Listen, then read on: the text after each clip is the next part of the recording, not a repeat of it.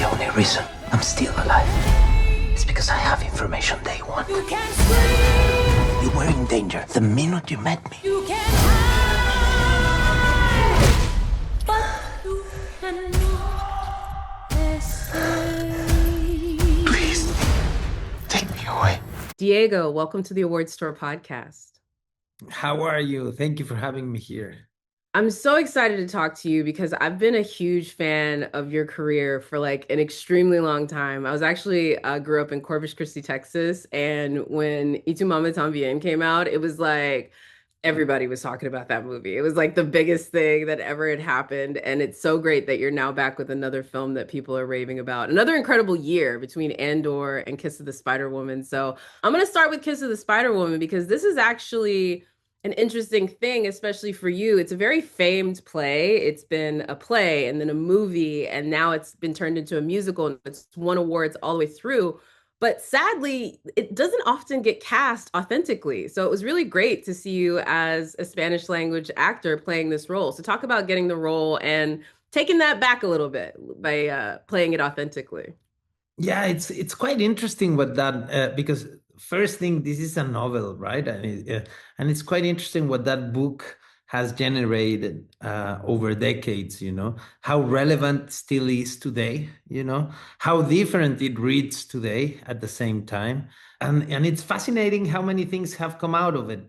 As you said, a theater play, a musical play that opened in Broadway in the 80s that was really important for a community, that was a hit, but that also like was the first in many things. It was like it was a very important event in New York, and then a film directed by Babenco that was also very special, and then the play. I remember the theater play and the musical in Mexico, So the play traveled and was executed in different countries, But Bill Condon had a great idea, which was like, well, let's make a homage to the Broadway play, which is very specific and very different to the other film. I think many people thought when we announced the project that we were doing a remake of a film, but it has nothing to do with that, And I think that's beautiful because it's just a different thing. But the seed is the same, and is this thing that the book had, which is so relevant today to remind ourselves, about bringing our guards down, about opening up, about allowing love to exist in every possible way. It's a story about freedom. It's a story about understanding, about change and revolution. I mean, it really hit me deeply, when I read it, because it also is a story that celebrates cinema and celebrates theater, and I come from theater. It celebrates cinema when cinema was pretty much theater shot, Yeah. And the approach of Bill was very, very beautiful because he committed to that language, to that visual language, and we approached all the musical side of the film, being very, very consistent in trying to make it the way they would have made it back then, And it was fascinating to go into that world. I've never done a musical, and it was interesting. I did sing a lot for a movie, but not the same, This was very special. And I got to work with amazing people from the theater industry in New York. That it meant a lot to me, coming from theater and being able to do that and work with those performers was very special. And it's funny that you mentioned that because I've been a student of your like work on camera, but you've also talked about how you don't love to dance on screen. Like this is actually something that I've known from Y Tu Mamá También, and then also the one that you don't enjoy, Havana Nights, but I am obsessive with. And it's like, man, you seem to dance a lot though for somebody that supposedly doesn't like to dance on screen. So was it just that you really wanted to work with Bill because he makes you dance? And I feel like that had to be a conversation. I love the challenge, I knew I could dance. I was more scared about the singing, even though I don't have very complicated songs. For me, singing is something I never trained for. Dancing, well, a little bit, and also like I come from a country and a community that would dance, for fun every weekend, and like it's part of my it was part of my life. But it's different. It's different to I guess I respect very much dancers, I respect very much those performers that can use their voice and their body in that very, like, they're athletes, and it needs a lot of work and precision, and for me, well, yeah, I respect that a lot, and I am very cautious, but I also love the challenge, as I said, and I think we had the right tools, First of all, Sergio, the choreographer, he was very kind to give me everything I needed, to execute. And I worked really hard, and also I don't have the weight of the musical is not on my shoulders, and I had the opportunity to work with someone like Jennifer that is like just the best at what she does, and it was so wonderful to see her process and learn from her and be taken by her hand through this journey, and Tonatiuh and I, we worked really hard on putting together those numbers, and we, again, we had great partners in this journey. So it seemed like the right place to go and do something like this, I don't know, I can say I did it now. Yeah. I would like you to do it again. I'll just say that. And this time, like, you do the Jennifer Lopez like type thing where you're like in it everything. I had such a blast with it. It was like I was so excited to see you in like a musical type moment. Also though, listen, it's familiar. You were playing a rebel. You were playing somebody that was fighting for freedom against incredible opposition. And after now catching up with both seasons of Andor, I'm like, this also feels like such a fitting moment. Listen, I can't think there's anything to say about Cassian that hasn't already have been said. But I think it's very interesting when you got cast in Rogue One, you were maybe one of a few Spanish language actors that were part of the series. And by the time you leave, I feel like you must have like set the fire because now it's everybody. You got Pedro, you got Oscars, you got it. So have y'all had like a conversation about the influx of Latin actors in Star Wars and how y'all are taking over? Because I feel like that's its own Rebel Alliance right there. It's really cool what's happening, and I can just celebrate what Lucasfilm has done, and how brave they were on doing it so long ago. This has been 10 years of my life now, since the first call, since Rogue One, and today it seems quite normal, right? Today we go like, well, I mean, it makes sense. But 10 years ago, it didn't, 10 years ago, it was pretty brave what they did, not just with me, with the whole idea of Rogue One. Rogue One was meant to be different, risky, bold. I mean, the ending of the film says everything, You're like, what is it gonna end that way? Really? I am very happy for what's going on today in terms of the opportunities we have to see stories where people like us have things to say and things to experience, and that we're finally portraying complex characters that are diverse also, and I think it's a good time for performers that have any connection with Latin America. It's a good, and I thank very much Kathleen Kennedy, and I thank very much Gareth Edwards for casting me in Rogue One, and I thank very much Tony Gilroy for the complexity he brought to all this universe and these characters in Andor. But most importantly, I thank the people, because Andor would not exist if people didn't turn out to see Rogue One, and we would have never made a second season if people didn't watch the first one. And what I'm trying to say is that the hope I have, I blame the audience for it, Gladly, the audience is coming out to say, hey, we want to see stories that challenge us. We want to see characters that look like us. We're here, because if audiences don't show up, the industry will never change, um, and I think we are there. We're in a good moment where audiences are participating in the shaping of this industry.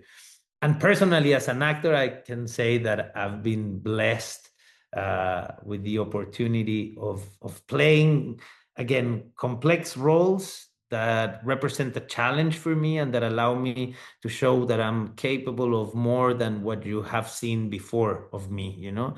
This industry tends to make you repeat yourself. To at least that's what I thought. That the big challenge was. And today I was able to go from Andor to Kiss of the Spider-Woman, that are two very different universes, different projects, different tones, different challenges as an actor, and I can belong to both, which is something that makes me feel very, very, very lucky, very fortunate. Yeah. Is it fair to say that Cassian is probably the most complex character that you've played in English language? Probably. With that in mind, Andor is known for its speeches. Like that's what that show is about. It's like, let me give you this. Do you have a favorite one from Andor? Like a favorite sort of like, yeah, I'm in my juices. I got to have my monologue. Do you have one? Yeah, I mean, the series was called Andor, and and one of the reasons is because he gets to listen to most of them, and transform. In many ways, I believe he sometimes represents the audience. Uh, we are seeing the journey of someone turning, becoming a revolutionary, someone allowing himself to be part of change. Someone finding out the strength he has. So for my character, it was more about listening than talking. And that I love about him, that it is he's very cautious, he's very, very mysterious. But I would say that the last the last speech he gives about Luthen, when he confronts everyone, for me is very special, because it talks also about the complexity of revolution. It's not black and white. And he understands that, and it's when I think he sounds the most mature. But he has great lines, and he also gets to listen to great speeches from Luthen. Obviously, months in at the Senate is very powerful.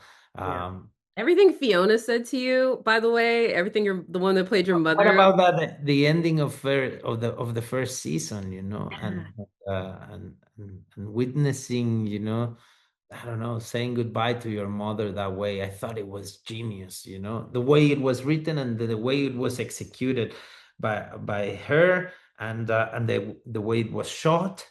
I think we were very lucky, because I think the writing and the execution of Andor is difficult to top. I don't. I mean, I still feel that there was something about that project that was very special, and it has to do with the moment also in the lives of everyone doing it. We went through a pandemic on the first season, and talk about change, talk about revolution, talk about reality confronting you, to what we were going, as a community, what we were going through, obviously is there. Mm. It's represented somehow there. And I think that made, obviously, the talent of and the beautiful writing and the attention to detail in the production, and the risk taken from the beginning.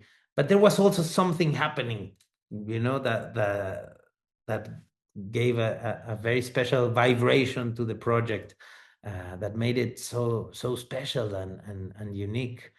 I'm lucky I happened to be there.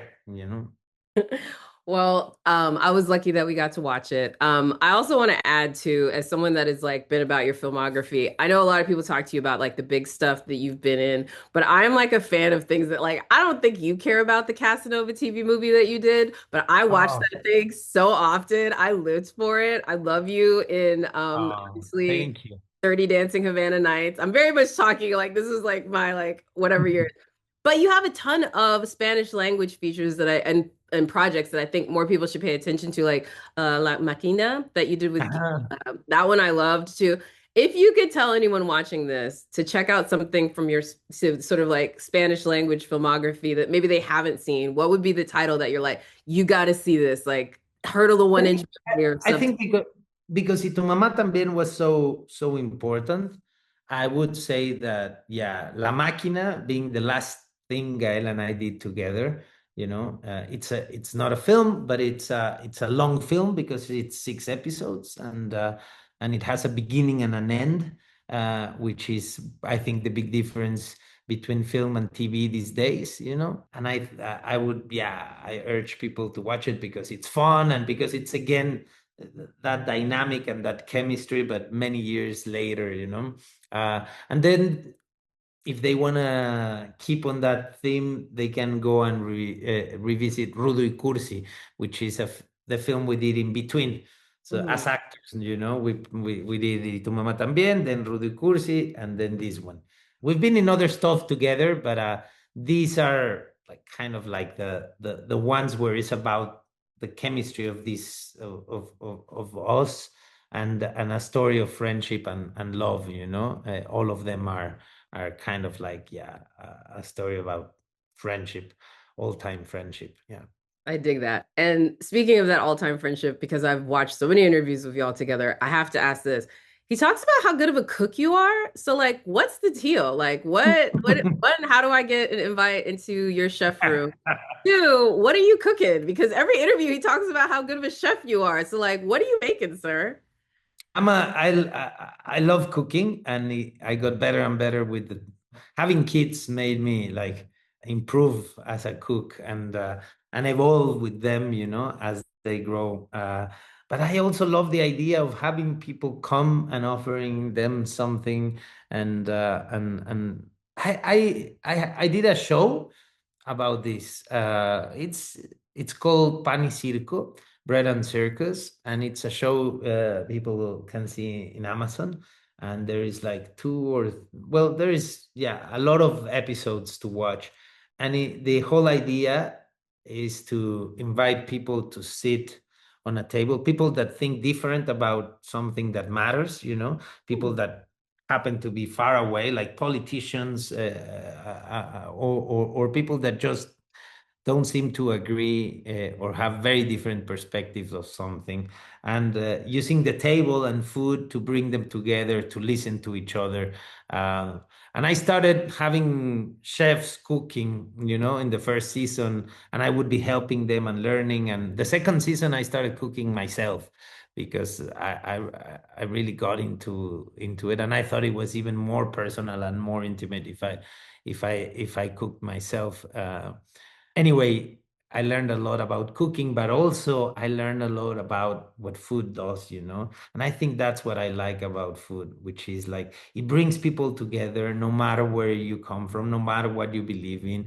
And it's a thing you can share with anyone, food.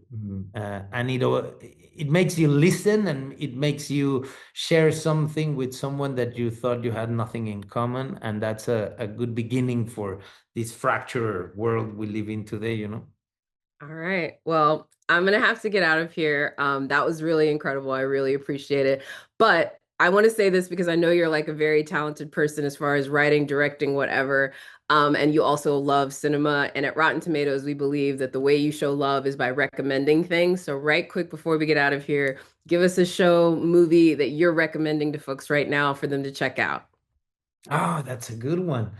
Two documentary series that I saw recently. That one reminded me the other, and one is called Juan Gabriel, and it's about a Mexican singer and composer, and someone that his music has been present in my life since day one, and it's it came out a few days ago, and I saw it, and I saw, like, yeah, part of my past all put together there. Someone that his music is also, it unites all layers of society in Mexico. Very interesting and very cool, and a wonderful story. His that, I think it's a good one. And then I also saw the Pee Wee Herman one recently, and both reminded me, well, one reminded me the other, because these two people, they recorded their lives, so they're so full, these documentaries, to watch, because there's recordings of every part of their lives, and it's all there for the series. So yeah, it's two docu-series that I watched recently. Great. I saw your film and that one at Sundance. So I completely agree. Anyway, Mr. Diego Luna, sir, thank you so much for being here, and congratulations. And I'm gonna somehow harass you on that dinner invitation. I'm just saying. I watched it. I want Will something. make it happen. All right. Thanks, Very sir. nice to talk to you. Thank you for this interview.